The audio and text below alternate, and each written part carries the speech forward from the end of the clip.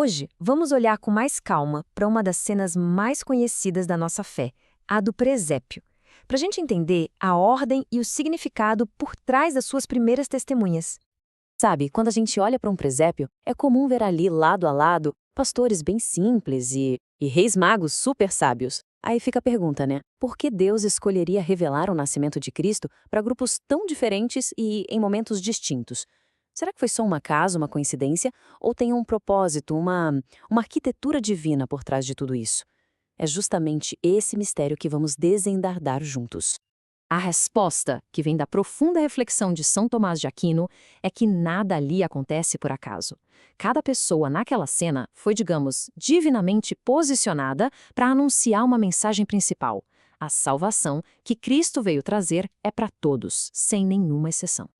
E para não restar a menor dúvida, a manifestação do nascimento de Cristo alcançou, de fato, todo tipo de gente. Os israelitas ali representados pelos pastores e os gentios pelos magos, os simples e humildes e, claro, os sábios e poderosos. Os justos como Simeão e Ana lá no templo e também os pecadores, que os magos, de certa forma, também representavam.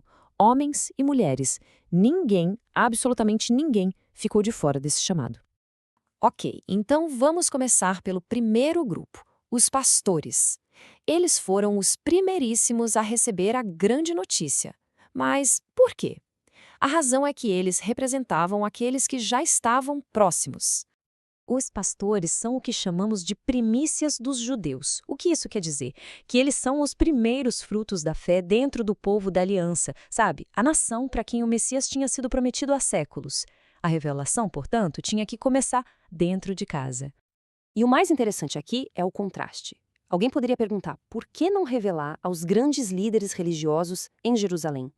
Acontece que, como explica a tradição, os anjos não foram procurar os escribas e fariseus, descritos como gente cheia de corrupção e ruída pela inveja. A escolha foi outra. A mensagem foi entregue aos pastores, homens de coração reto, que viviam com a simplicidade e a fé dos antigos patriarcas. Agora, vamos para o outro lado da história, os magos. Se os pastores representavam os que estavam perto, os magos, como se pode imaginar, simbolizavam todos aqueles que estavam longe. Eles são as primícias dos gentios, ou seja, representam os primeiros frutos da fé entre todos os outros povos, os pagãos, aqueles que não conheciam a lei de Moisés, mas que também seriam chamados para a salvação. A chegada deles é a prova de que o convite de Cristo ultrapassa qualquer fronteira. E é Cristo a chamada pedra angular, quem consegue unir esses opostos. Santo Agostinho nos ajuda a entender isso. Ele diz que, se de um lado a gente tinha a ignorância simples dos pastores, do outro tinha a impiedade e os sacrilégios que dominavam a ciência dos magos.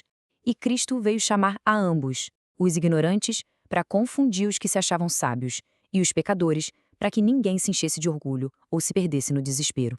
A sabedoria divina se mostra até na forma como a notícia foi dada, percebe? Para os pastores, que faziam parte do povo da aliança, a mensagem veio de forma direta, sobrenatural, por meio dos anjos. Já para os magos, que eram estudiosos dos céus, a mensagem veio por um sinal na natureza que eles podiam entender, uma estrela.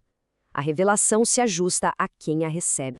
Mas veja bem, não basta saber quem foram as testemunhas. A ordem em que elas chegaram também é fundamental. Não foi uma corrida para ver quem chegava primeiro, não. Essa cronologia tem um significado teológico muito profundo. A ordem foi muito precisa. Primeiro, os pastores, que chegaram no mesmíssimo dia do nascimento. Depois, em segundo lugar, os magos, que, segundo a tradição, chegaram 13 dias depois. E por fim, os justos, Simeão e Ana, que encontraram o menino no templo já no 40º dia. Então, aqui é o ponto central. Essa ordem da manifestação, ela já anunciava a ordem da pregação do evangelho. Assim como a fé seria pregada primeiro aos judeus e só depois aos gentios, as primícias dos judeus, os pastores, tinham que vir antes das primícias dos gentios, os magos. Faz todo sentido.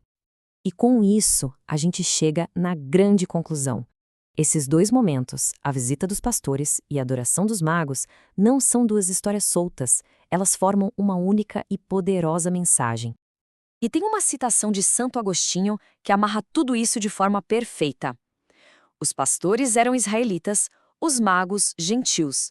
Aqueles estavam próximos, estes afastados. Tanto uns como outros, porém, vieram apoiar-se na pedra angular. No fim das contas, é Cristo quem une a todos.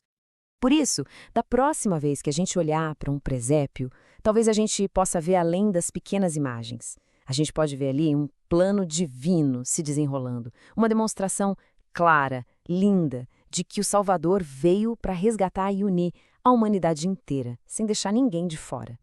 Se este conteúdo edificou sua fé ou ampliou sua compreensão, curta o vídeo, inscreva-se no canal e compartilhe para que mais pessoas tenham acesso a uma formação sólida e fiel à tradição cristã.